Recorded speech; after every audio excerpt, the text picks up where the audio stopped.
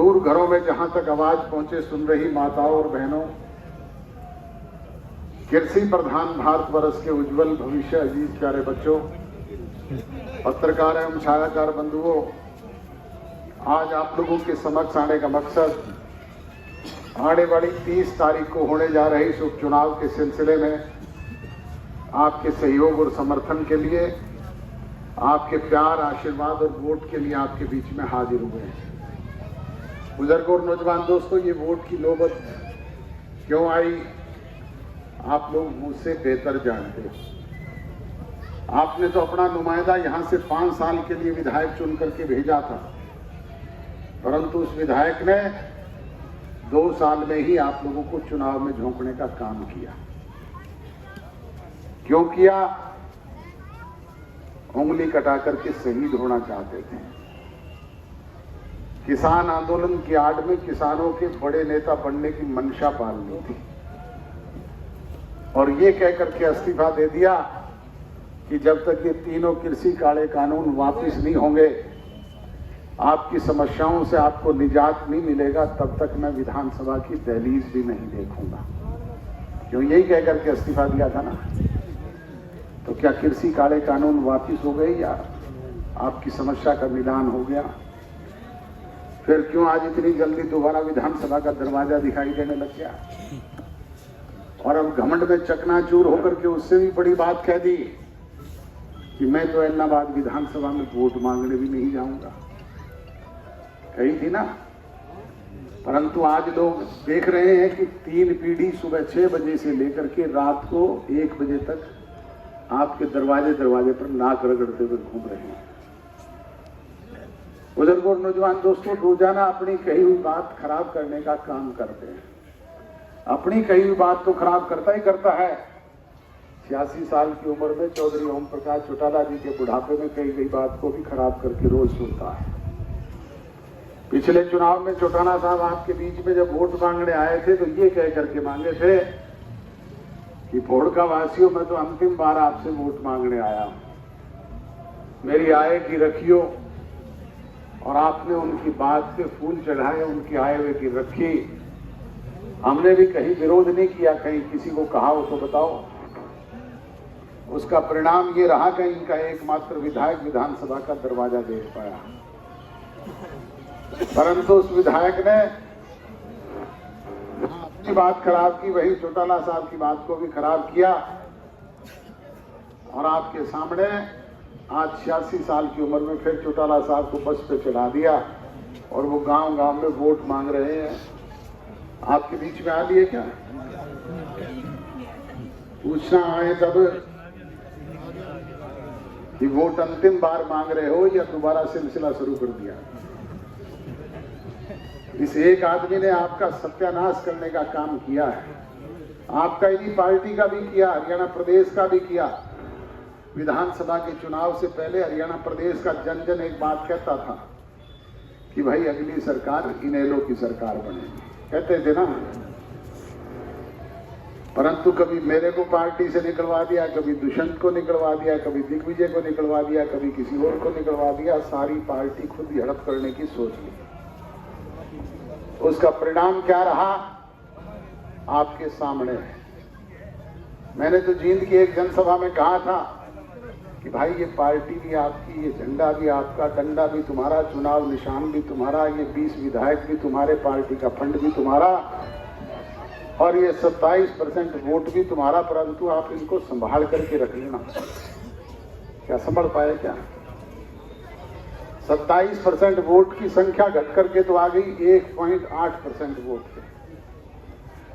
और वो 8% तो चौटाला साहब के कहने पे पिछले चुनाव में आपने दे दिए ऐलनाबाद वालों ने, नहीं तो बाकी हरियाणा प्रदेश में तो 1% वोट मिला। नोटा से भी कम ये हालात आपके सामने रहे।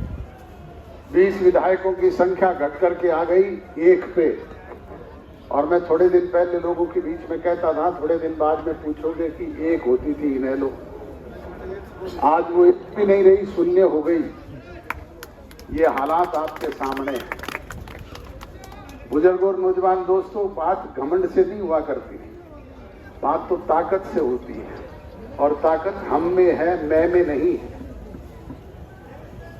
हम अगर मिलकर के संगठित हो जाए तो हम आसमान के जर्रे को आपके कदमों में जमीन पर बिछाने का काम भी कर सकते हैं और जमीन की जर्रे की रेत को उठा करके आसमान के चांद और सितारे बनने का काम भी कर सकते हैं। परंतु मैं तो रावण की भी नहीं बची। घमंड में तो आज तक किसी का चल पाया, वो तो बताओ। आपके सामने दूसरी तरफ आपने एक होनहार नौजवान को 33 साल की उम्र में पार्टी बाइफिरकेट होने के बाद एकदम लोकसभा के चुनाव आए, जींद का उपचुनाव आया और विधानसभा के चुनाव आ गए। 3 चुनाव झेलने के बाद आपने 10 विधायक चुन करके भेजे, जिसकी बदौलत वो सत्ता में भागीदार हुआ, सरकार का हिस्सेदार बना। सत्ता में भागीदार होकर के सरकार के मालिक बनकर के तो आप कुछ कर सकते हो, इस्तीफा देने से तो समाधान नहीं होता। क्या हुआ क्या कोई? दूसरी तरफ हरियाणा प्रदेश की असेंबली में वो विधायक आज सरकार के हिस्सेदार बनकर के आप लोगों के लिए कानूनी रूप से उन बातों को अमली जामा पहनाने का काम कर रहे हैं जो चुनाव घोषणा पत्र के जरिए आपके बीच में भारतीय जनता पार्टी और जननायक जनता पार्टी ने कही थी। चाहे वो 75% नौजवानों को रोजगार से प्राइवेट सेक्टर में जोड़ने का काम हो, चाहे वो माताओं और बहनों को 50% पंचायती राज संस्थानों में भागीदारी देने का मामला हो, चाहे वो बैकवर्ड क्लासेस के लोगों को 8% की हिस्सेदारी पंचायती राज संस्थानों में दिलवाने की बात हो, और चाहे वो आपके 33% महिलाओं को गांव-गांव में जो ये डिपो हैं इनकी हिस्सेदारी दिलवाने का कानून हो, और चाहे नंबरदारों को 5 लाख तक के बीमे की बात हो, इस तरह की अनेक बातों को अमली जामा कानूनी रूप से पहना करके आपके बीच में लागू करवाने का काम किया। ये तो बीच में कोरोना का काल आ गया, विश्व ने पूरे ने महामारी झेली, हम भी उसके शिकार हुए और ये किसान आंदोलन चल पड़ा, जिसकी वजह से विकास का पहिया जो तेज गति से दौड़ना चाहिए था वो नहीं दौड़ पाया। परंतु अब मामला धीरे धीरे पटरी पर आ रहा है और उसके लिए ये सुनहरी मौका आप लोगों को मिला है। बुजुर्गों और नौजवान दोस्तों, जैसा भाई गप्पाल ने कहा कि आपको तो एक वोट से सीधी चुनी चुनाई सरकार मिल रही है। 30 तारीख को आप लोग वोट डाल करके आओगे, 2 तारीख को सीधे तौर पे सरकार में आपकी भागीदारी हो जाएगी।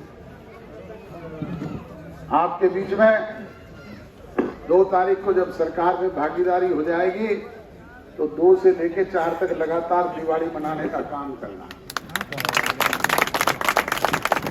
और ये संभव तभी हो पाएगा जब हम लोग आपसी छोटे मोटे मन मुटाव, गिले शिकवे, शिकायतों को दूर करके जाति पाति धर्म और मजहब के बखेड़े से ऊपर उठ करके 36 बिरादरी के लोग संगठित होकर के 30 तारीख को सुबह सवेरे नहा धोकर के परमपिता परमात्मा को, वाहिगुरु को, अल्लाह ताला को, जीसस क्राइस्ट को साक्षी मान करके गठबंधन के साझे प्रत्याशी अजीज भाई गोविंद कांडा के चुनाव निशान कमल के निशान का बटन दबाने का काम करेंगे। आपके द्वारा दबाया गया वो बटन जो कमल का निशान दब करके लगेगा, वो आपके यहाँ प्रगति और विकास लेकर के आएगा, खुशहाली लेकर के आएगा, सुख और समृद्धि लेकर के आएगा। और फिर किसी विधायक के दरवाजे पर जाकर के ये नहीं पूछना पड़ेगा कि विधायक जी का मूड कैसा है। ना मूड गोविंद का बिगड़ता, ना गोपाल का बिगड़ता, ना मेरा बिगड़ा। आधी रात को भी दरवाजे पर दस्तक देकर के काम लेना, राज की मौज लूटना, यही कहने के लिए आपके बीच में आया। आप आए मुझ जैसे छोटे से कार्यकर्ता